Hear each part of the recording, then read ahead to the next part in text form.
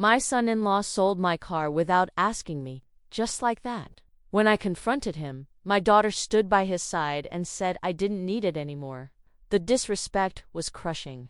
They treated me like I was invisible, like my opinion didn't matter. That car represented my independence, my freedom. But they saw an old woman who no longer deserved to make her own decisions. The humiliation burned deep. They thought I was helpless, that I had nothing, that I was at their mercy. My own daughter looked at me with pity and impatience, as if I were a burden she had to endure. My son-in-law smirked, confident that I couldn't do anything about it. They divided the money between themselves, celebrating while I stood there, powerless. Or so they thought. Because what they didn't know was that I had been preparing for this moment. I had seen the signs, felt the disrespect growing, and I had taken steps they never imagined. When the truth came out, their faces went pale. The car was just the beginning. What I revealed next changed everything. Sometimes, the people who underestimate you the most are the ones who get the biggest surprise. I never thought my own daughter would betray me like this. But life has a way of showing you who people really are when they think you're weak. It started on a Tuesday morning. I woke up and looked out the window, ready to see my car parked in its usual spot. My beautiful silver sedan. The one I had bought with my own money after years of saving. The one that represented my independence. My ability to go where I wanted, when I wanted. But the spot was empty. My heart skipped a beat. Had it been stolen? I rushed downstairs, still in my robe, panic rising in my chest. My daughter was in the kitchen, calmly making coffee. She looked up at me with that expression I had started to recognize lately, a mixture of impatience and condescension. "Good morning," she said, her tone flat. "Where's my car?" I asked, trying to keep my voice steady. "It's not in the driveway." She exchanged a glance with her husband, who was sitting at the table reading something on his phone. He didn't even look up. My daughter sighed, as if I were asking something incredibly tiresome. "We sold it," she said simply. The words didn't register at first. I stood there, frozen, trying to make sense of what she had just said.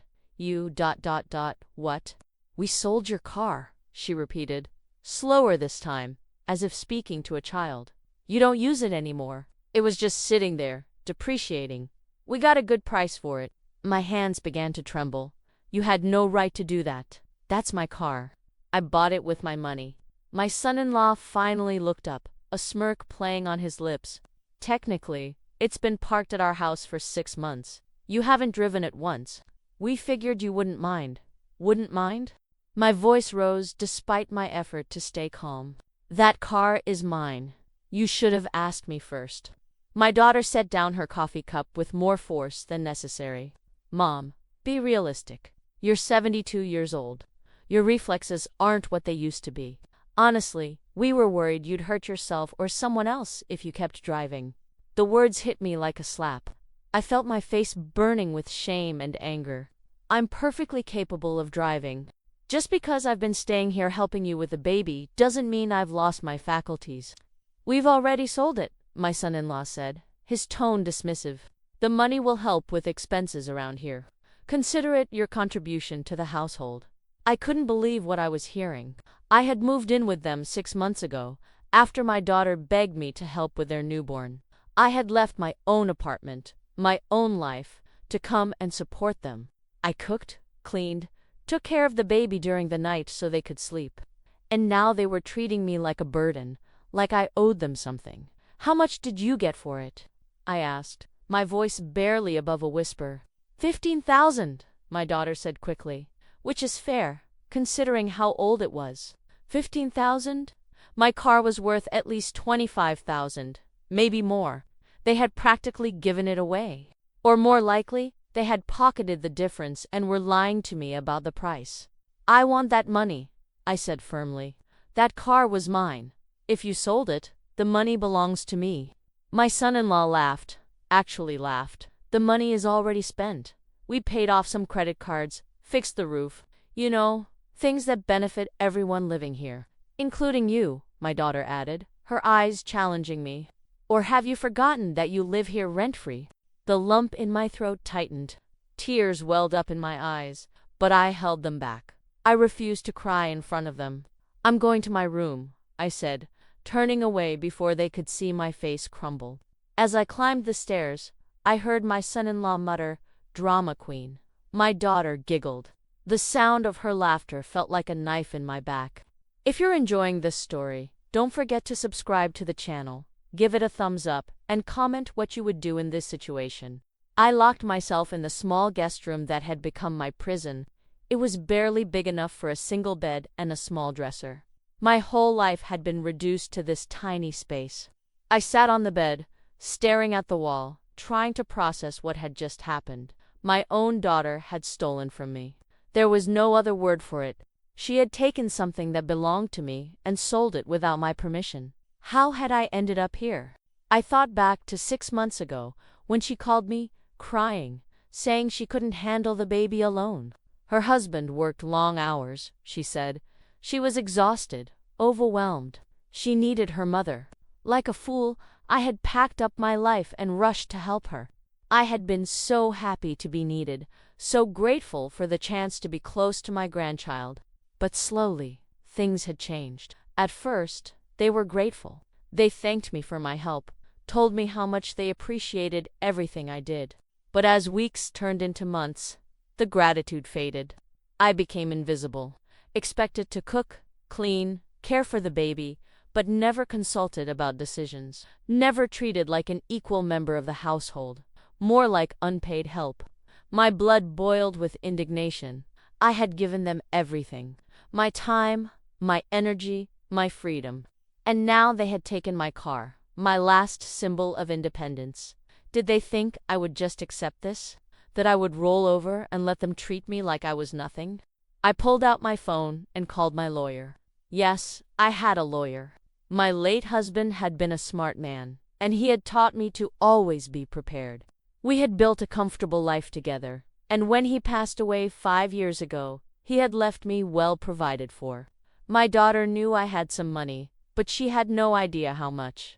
She thought I was just a modest retiree living on Social Security and a small pension. "Hello," I said when my lawyer answered. "I need to discuss something urgent." Over the next hour, I explained the situation. The lawyer listened carefully, asking questions, taking notes. "Do you want to press charges?" he asked. I thought about it. Did I want to send my own daughter to jail? The idea made me sick. But I also couldn't let this go. "Not yet," I said finally. "But I want to explore my options. And I need to know something. The trust fund my husband set up, the properties we own. Can my daughter access any of that?" "No," the lawyer said firmly. "Everything is in your name, exclusively. The trust is ironclad. She has no legal claim to any of it unless you choose to give it to her." "Good," I said. "I need you to prepare some documents for me, and I need you to do it quickly." After I hung up, I sat in silence, thinking. My daughter had made a terrible mistake. She had shown me exactly what she thought of me. And now, she was going to learn a lesson she would never forget. Would you do the same in my place? That evening, I came downstairs for dinner. I had composed myself, dried my tears, put on a calm face. My daughter looked surprised to see me. "I didn't think you'd join us," she said, a hint of guilt in her voice. "I live here," I said simply, sitting down at the table. "For now." My son-in-law's eyes narrowed. "What's that supposed to mean?" "Nothing," I said sweetly. "Just making conversation." Dinner was tense. The baby fussed in her high chair, and I fed her while my daughter and her husband ate in silence. I could feel them watching me, wondering what I was thinking. Let them wonder. After dinner, I helped clean up, just like always. I was pleasant, cooperative, giving them no reason to suspect that anything had changed. But inside, I was planning. Every move, every word, carefully calculated. The next morning, my daughter approached me in the kitchen. "Mom, I'm sorry about yesterday," she said, though her tone suggested she wasn't sorry at all. "I should have told you about the car beforehand. But honestly, you have to understand, we needed the money. And you really don't need a car anymore. Where would you even go?" I looked at her, This woman I had raised, and felt a profound sadness. When had she become so cold, so entitled? You're right, I said quietly. I don't need a car. Not here. She smiled, relieved. I'm glad you understand. You know we love you, right? We just want what's best for everyone. Of course, I said, turning back to the dishes. I know exactly how you feel about me. The days passed. I continued my routine, caring for the baby, cooking, cleaning, but I was also making calls, sending emails, putting pieces into place. My daughter and her husband had no idea what was coming. They thought they had won, that I had accepted my place as the helpless old woman who would do whatever they wanted. Give it a thumbs up if you think I did the right thing. A week later, my lawyer called. Everything is ready, he said. Are you sure about this? Absolutely, I said. When can we proceed? Tomorrow, if you want. I'll have the papers delivered. Perfect, I said. Make it happen. That night, I barely slept. My heart pounded with a mixture of anxiety and anticipation. Tomorrow, everything would change. Tomorrow, my daughter would learn that you should never underestimate your mother. The next afternoon, a courier arrived at the house. My daughter signed for the large envelope, looking confused. It's for you, she said, handing it to me. I opened it slowly, pretending to read the contents for the first time. My daughter and her husband watched curiously. What is it? She asked. I looked up at her, my face carefully neutral. It's an eviction notice, I said calmly. A what? My son-in-law stood up, his face reddening. What are you talking about? An eviction notice, I repeated. You have 30 days to vacate this property. My daughter's face went pale. Mom, what are you saying? This is our house. We bought it 3 years ago. Actually, no, I said, my voice steady. You didn't buy it. I did. The silence that followed was deafening. I watched the confusion spread across their faces, slowly turning into comprehension, and then horror. What? My daughter whispered. I sat down, placing the documents on the table in front of me. When you and your husband were looking for a house 3 years ago, do you remember how suddenly you were approved for that large mortgage? How the bank that had initially rejected you suddenly changed their mind? My son-in-law's jaw tightened. We reapplied with better documentation. No, I said. I bought this house. I put it in my name. I paid cash, using money from the properties your father and I accumulated over the years. Then I allowed you to make monthly payments to me, which I told you were going to the bank. I wanted you to feel like you were building equity, like you were accomplishing something on your own. My daughter's hands were shaking. That's not possible. The deed. Our names are on the deed. Your names are on a lease agreement, I corrected, which you never bothered to read carefully. The deed is in my name exclusively. This house belongs to me. You are tenants, and I'm terminating your lease. Leave me in the comments. Have you been through something similar? My son-in-law's face was now bright red. You can't do this. We have a baby. You can't throw your own grandchild out on the street.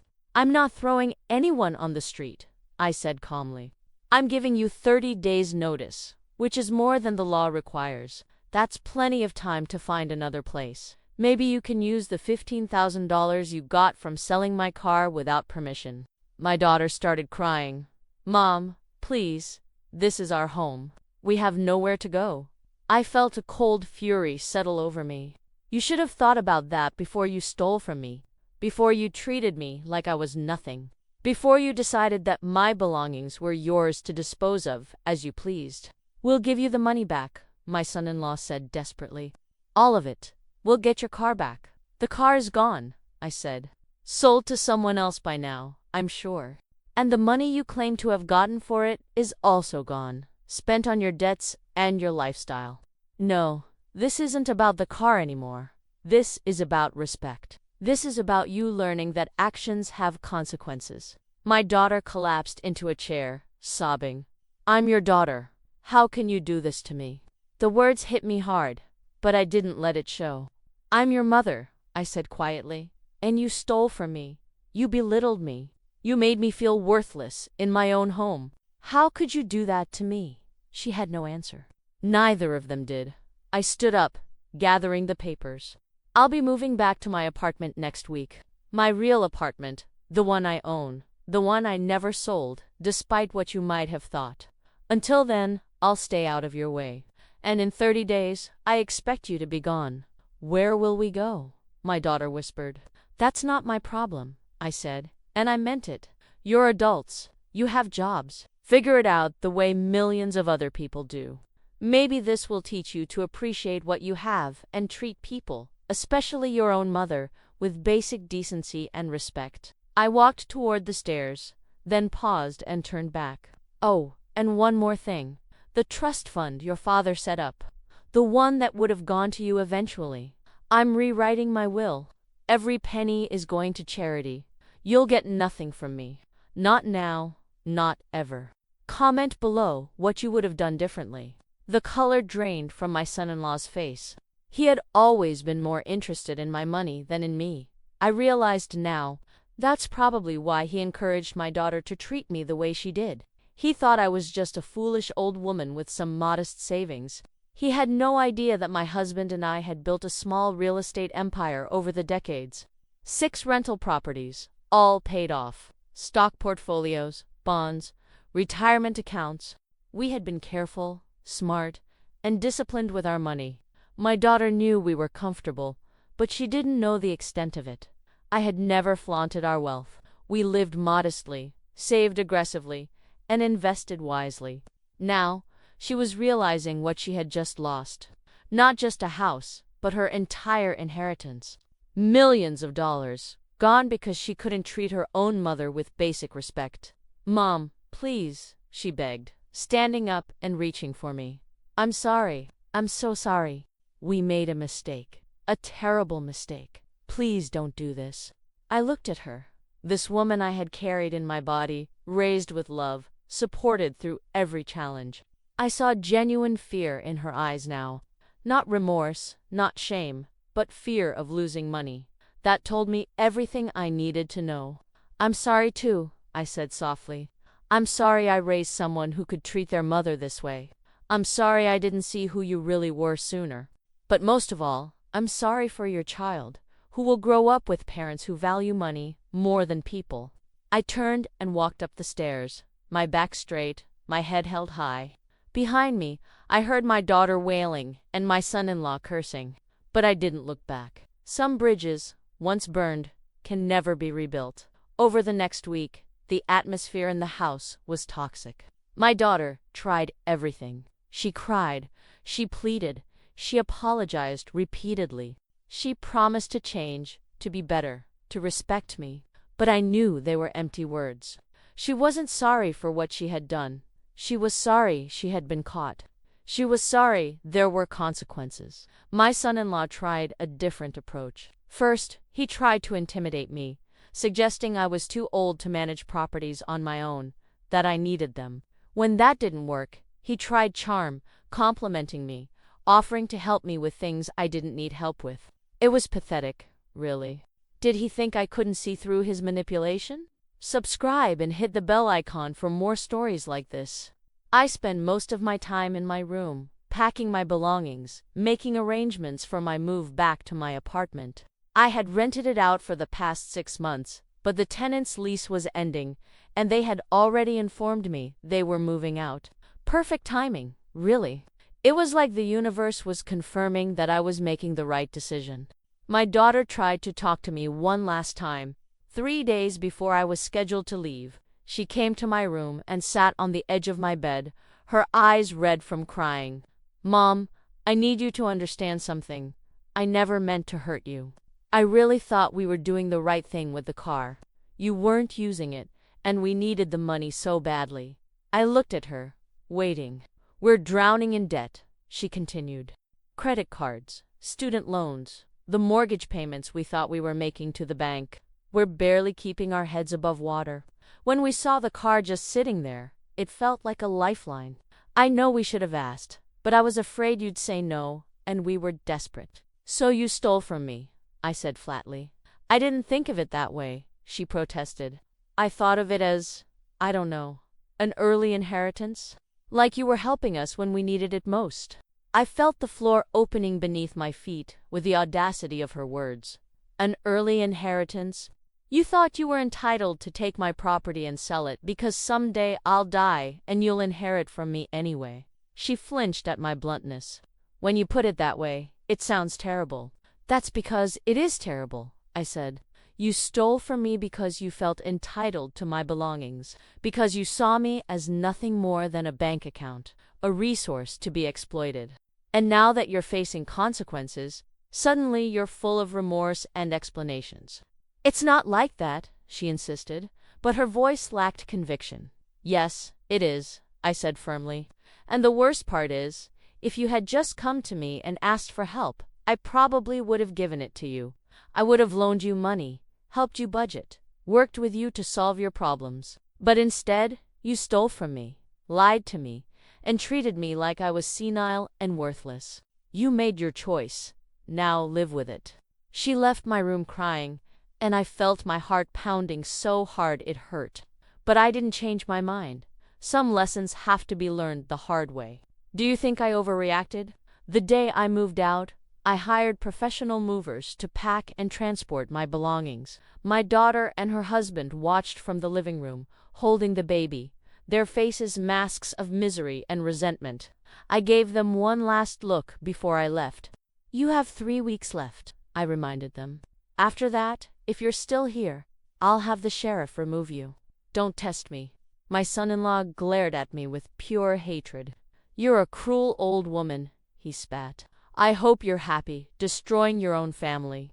I walked over to him, standing as tall as my 72 years would allow. I didn't destroy this family, I said coldly. You did, when you decided to steal from me, when you treated me like garbage, when you thought I was too weak and stupid to fight back. You destroyed this family. I'm just refusing to be a victim anymore. I turned to my daughter. I hope someday you understand what you did. I hope you learn to value people more than money. And I hope you teach your daughter better than I apparently taught you. With that, I walked out of the house I owned, got into the car the moving company had arranged for me, and drove away. I didn't look back. My hands trembled with contained rage and sadness, but also with relief. I was free. Free from their disrespect, their entitlement, their emotional manipulation. The next 3 weeks were busy. I settled back into my apartment, which felt like coming home after a long exile. I contacted my rental property managers and reviewed the finances on all my properties. I met with my lawyer and my financial advisor, making sure all my documents were in order, all my wishes clearly documented. I wanted no ambiguity, no room for my daughter to contest anything after I was gone. I also changed my will, as I had promised. Everything was now designated for various charities, organizations that helped the elderly, that provided legal aid to vulnerable people, that supported women in need. My money would do good in the world, instead of feeding the entitlement of people who didn't appreciate it. When the 30 days were up, my daughter and her husband moved out. I hired a property manager to find new tenants for the house. I had no desire to deal with it myself, no desire to see it again. Too many bad memories now tainted those walls. My daughter tried to contact me several times over the following months. Calls, texts, emails, all begging for forgiveness, asking for another chance. I didn't respond. Some people thought I was being too harsh, too unforgiving. But they didn't understand what it felt like to be betrayed by your own child, to be treated like you were worthless, to have your independence stripped away because someone decided you were too old to matter. Comment if you know someone like this. A year has passed now. I'm doing well, better than well, actually. I'm healthier, happier, more at peace than I've been in years. I've reconnected with old friends, joined some social groups, started volunteering at a community center. I bought myself a new car, a beautiful blue one this time, and I drive it whenever and wherever I please. My reflexes are just fine, by the way. I see my granddaughter occasionally through supervised visits arranged by the court. My daughter tried to use the baby as leverage, threatening to keep her from me unless I gave them back the house and reinstated their inheritance. That backfired spectacularly when my lawyer pointed out that I had legal rights as a grandparent and their attempt at parental alienation could affect their custody. Now, I see the baby twice a month, and those visits are supervised by a neutral third party to ensure no manipulation occurs. My granddaughter is beautiful, innocent, perfect. I'm building a small trust fund for her education, managed by my lawyer, to be released when she turns 18. She have opportunities her parents couldn't give her, not because they were poor, but because they were foolish with money, and even more foolish with relationships. As for my daughter and her husband, I heard through mutual acquaintances that they're renting a small apartment now, struggling to make ends meet. They're both working multiple jobs, trying to dig themselves out of the debt hole they created. Part of me feels sad for them, for the suffering they're experiencing. But a larger part of me knows this is exactly what they needed. They needed to learn that the world doesn't owe them anything, that respect is earned, not demanded, and that stealing from your own mother has consequences. Was I wrong to feel this way? Sometimes I wonder if I was too harsh. Should I have forgiven them, given them another chance, let them stay in the house with some conditions? These questions plague me late at night when sleep won't come. But then I remember the look on my son-in-law's face when he said my car was already sold. The dismissive way he laughed at my distress. I remember my daughter's words, telling me I was too old to drive, too old to matter, too old to have a say in my own life. I remember feeling invisible, worthless, like a burden to be tolerated rather than a person to be respected. No, I wasn't too harsh. I was exactly as harsh as the situation required. I set boundaries. I demanded respect. I refused to be a victim. Those aren't crimes. Those are acts of self-preservation and self-respect. The truth always comes to light, eventually. My daughter thought she could take advantage of me because I was old, because I was living under their roof, because I depended on them. She thought I was helpless and alone.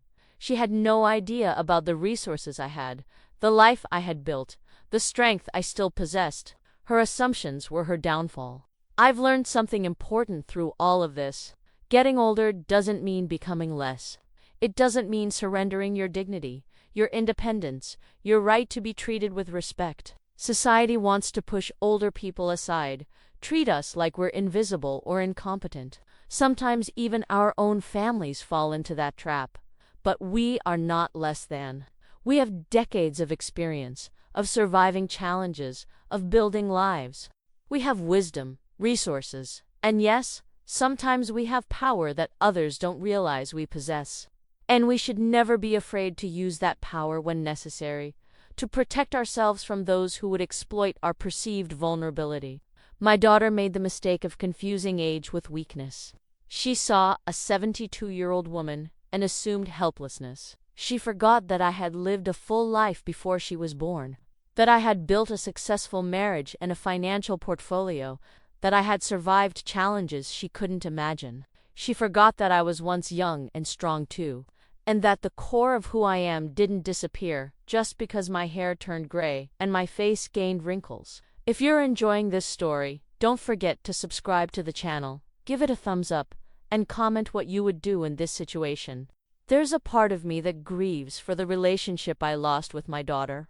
I grieve for the closeness we once had, for the little girl who used to run into my arms and tell me I was the best mother in the world. I grieve for the future I imagined, where I would be a beloved grandmother, surrounded by family, sharing holidays and milestones together.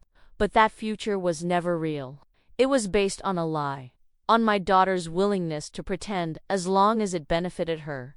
The moment I became inconvenient, the moment she saw an opportunity to profit from me, the mask came off. And once you've seen the truth, you can't unsee it. Maybe someday she'd genuinely change.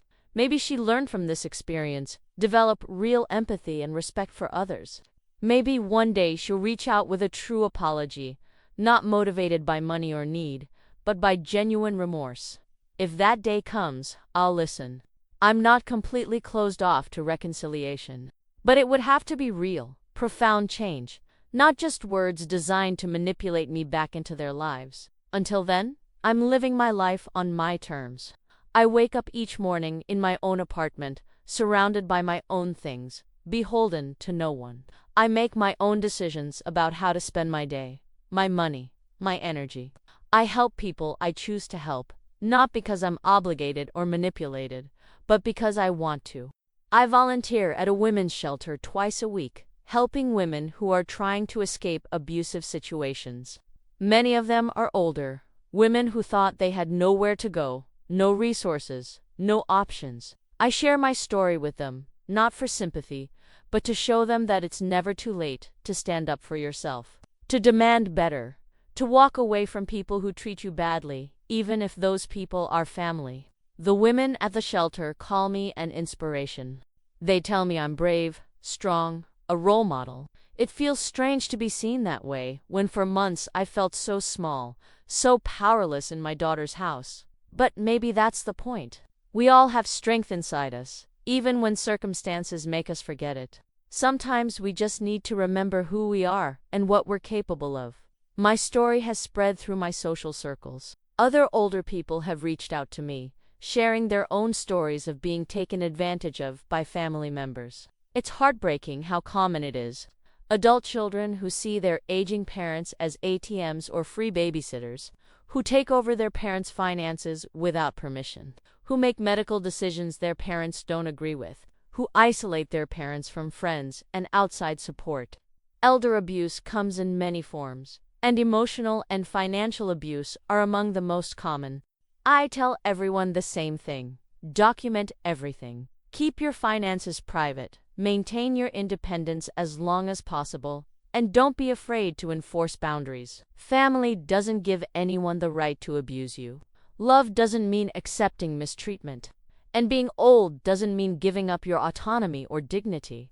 Give it a thumbs up if you think I did the right thing. Recently, I received a letter from my daughter. Not an email or text, but an actual handwritten letter. I almost didn't open it, afraid it would be more manipulation, more excuses. But curiosity won out. The letter was different from her previous attempts at communication. There were no demands, no requests for money or property. Instead, she wrote about how the past year had been the hardest of her life, how losing the house forced them to confront their financial irresponsibility, how they had to get serious about budgeting, about living within their means, about distinguishing between wants and needs.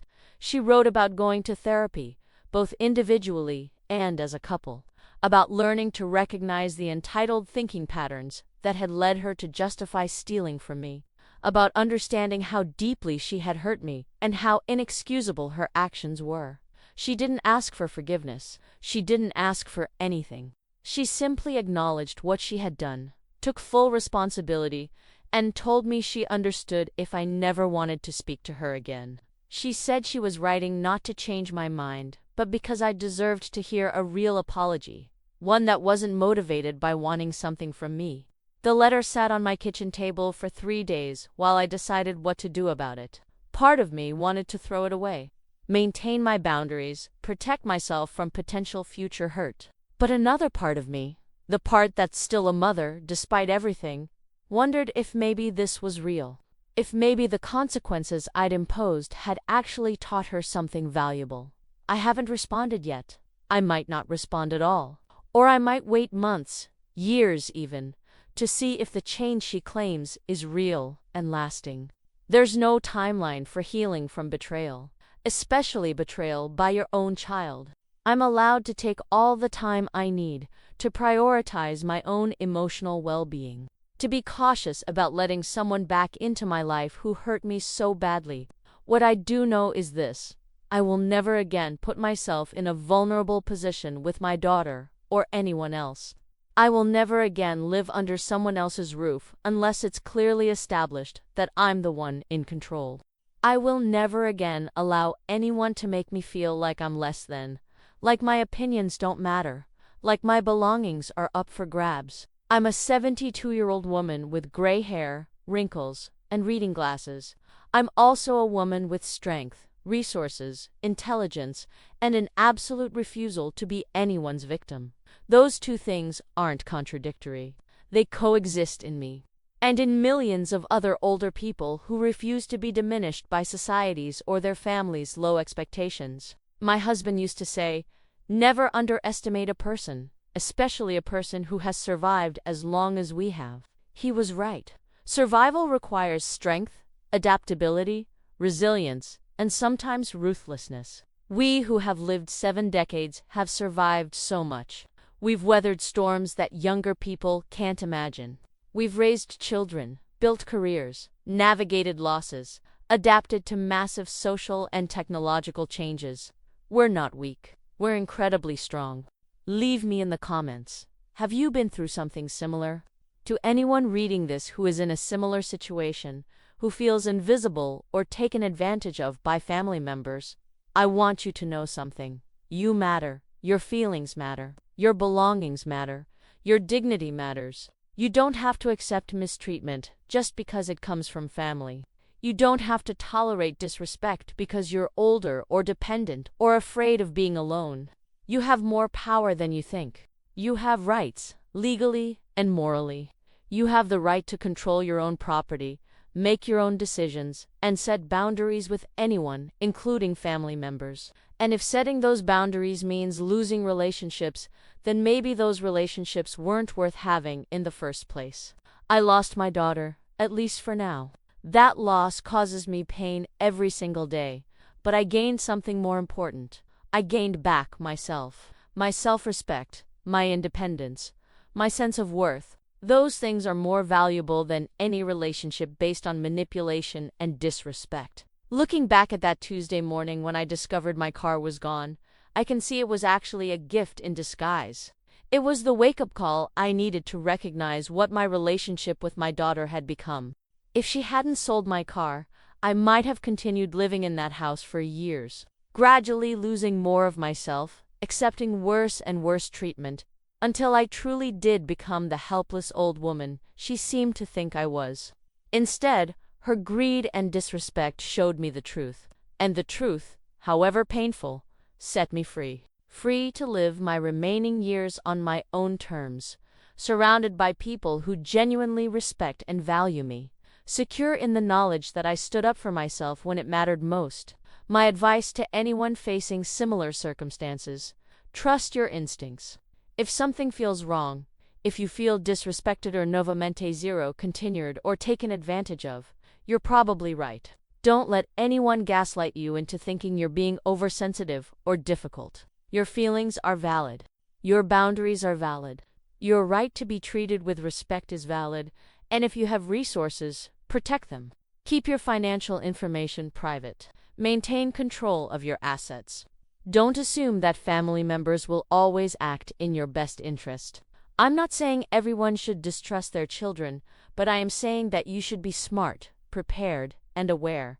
Have legal protections in place. Keep copies of important documents.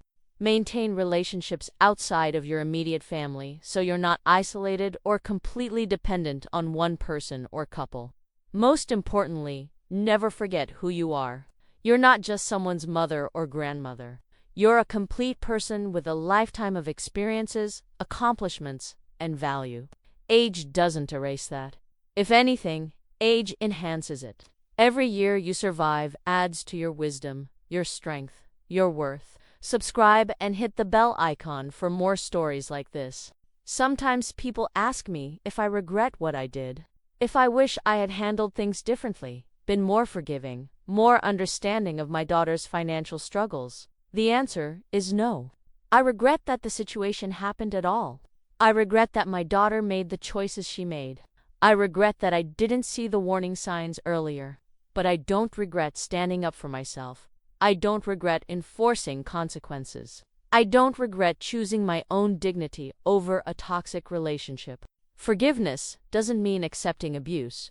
Forgiveness doesn't mean allowing someone to continue hurting you. Forgiveness doesn't mean pretending something didn't happen or wasn't that bad. Real forgiveness, if it comes at all, happens after someone has genuinely changed, after they've demonstrated through actions, not just words, that they understand what they did wrong and why it was wrong. My daughter hasn't reached that point yet.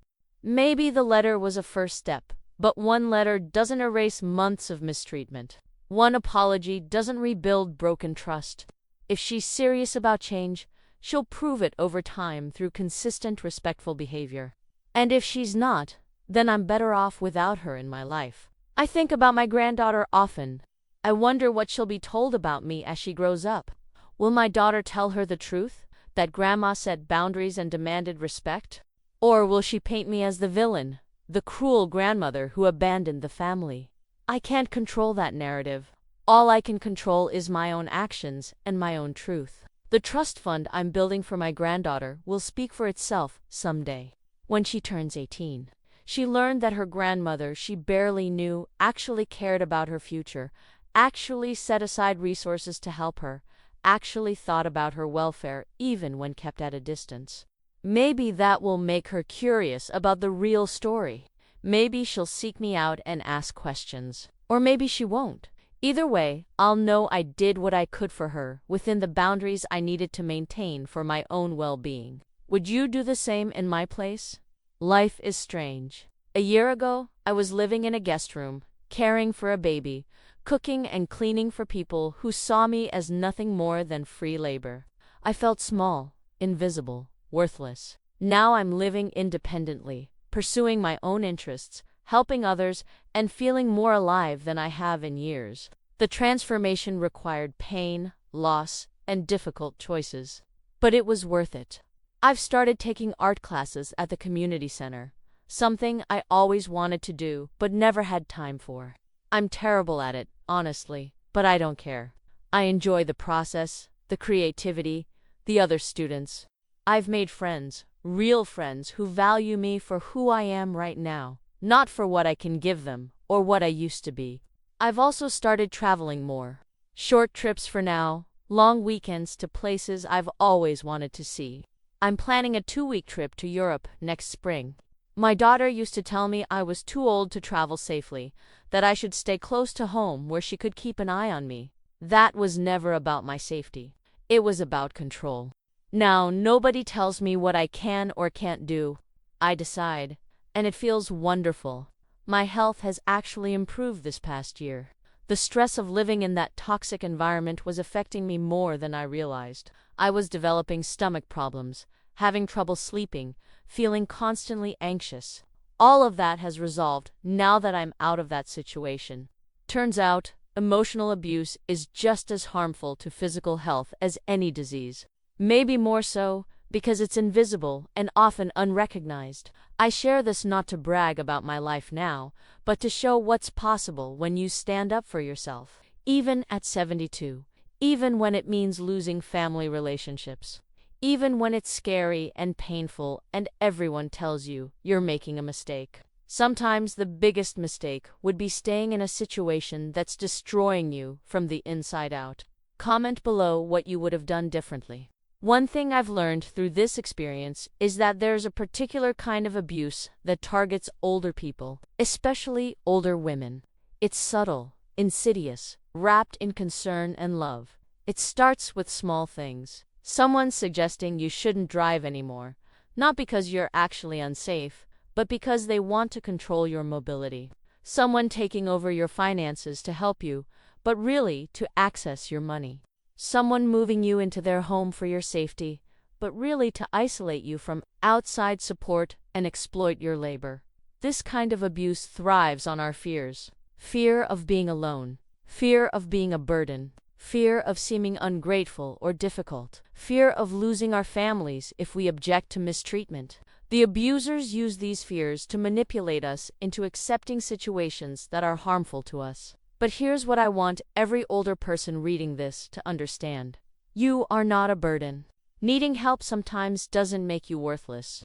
And setting boundaries doesn't make you ungrateful or difficult. It makes you a person with respect. Anyone who treats you like a burden, who disrespects you, who steals from you, who isolates or controls you, is the problem, not you.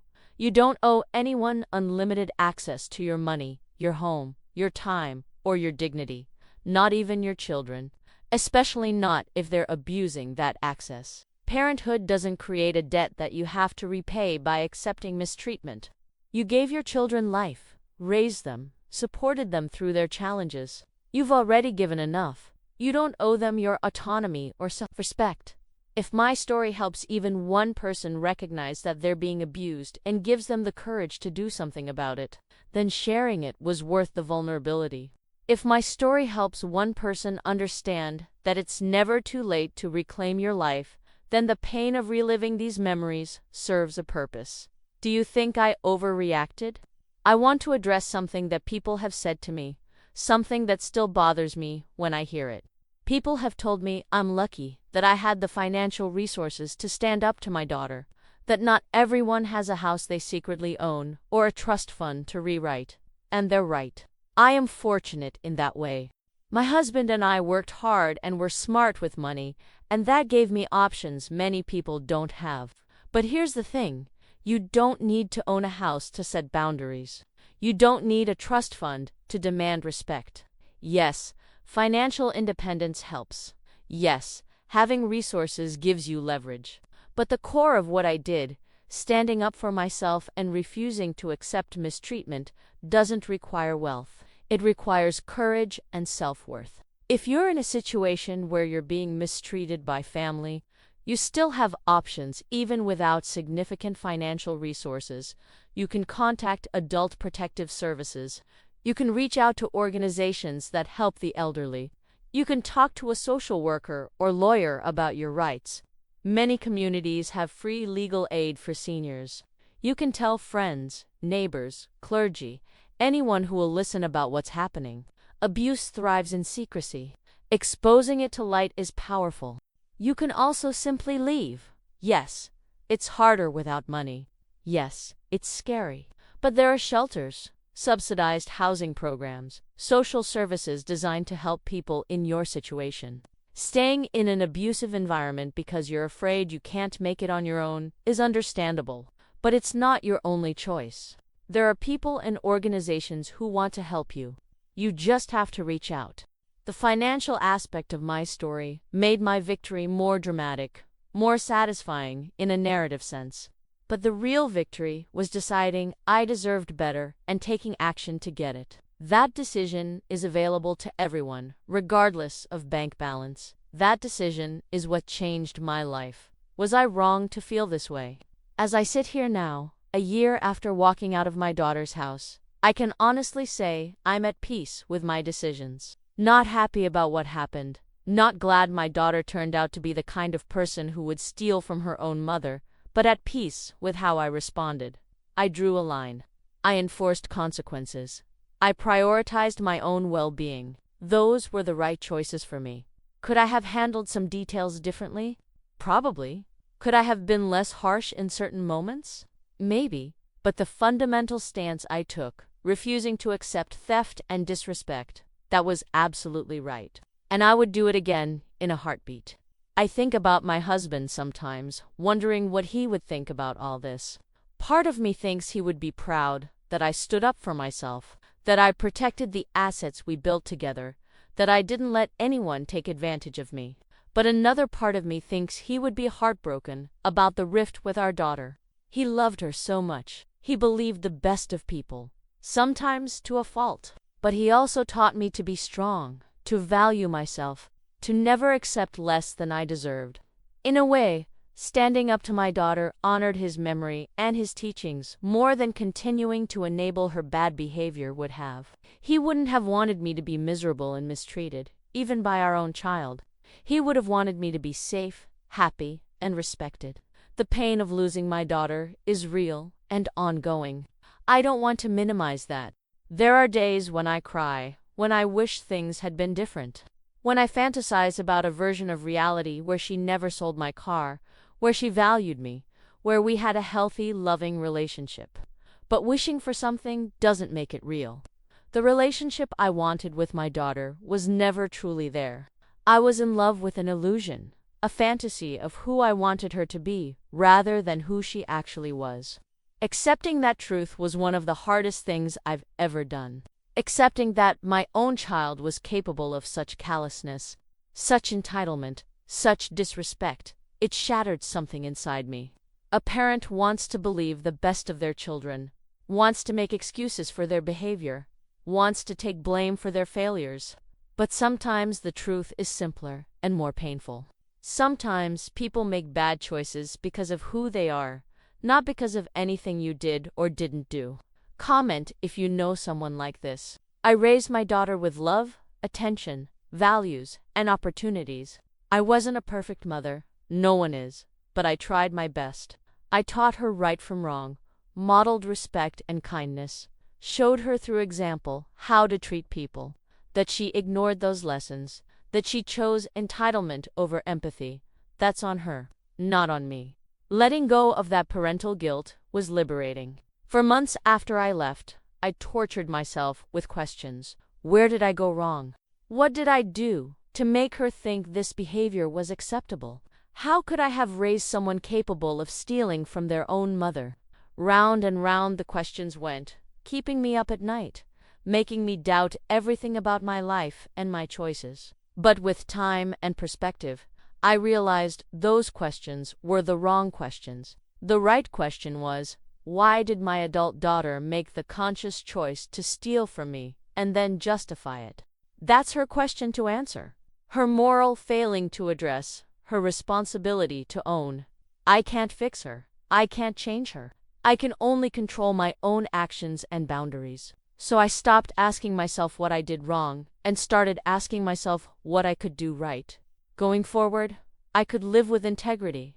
I could treat people with respect. I could help others who were going through similar situations.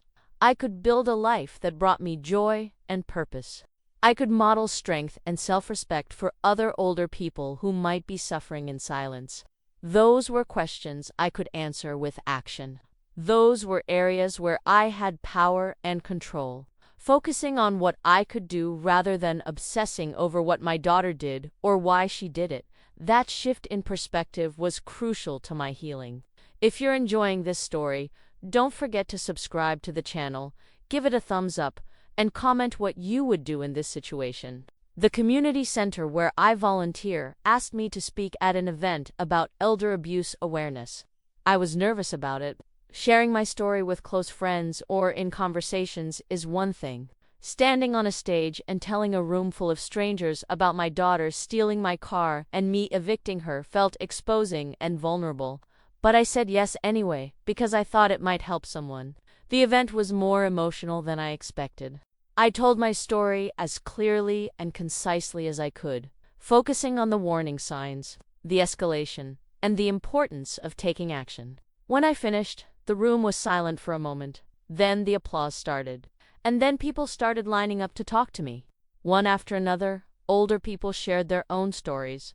A man whose son had forged checks from his account. A woman whose daughter-in-law was stealing her prescription medications. An 80-year-old man whose children were pressuring him to sign over his house.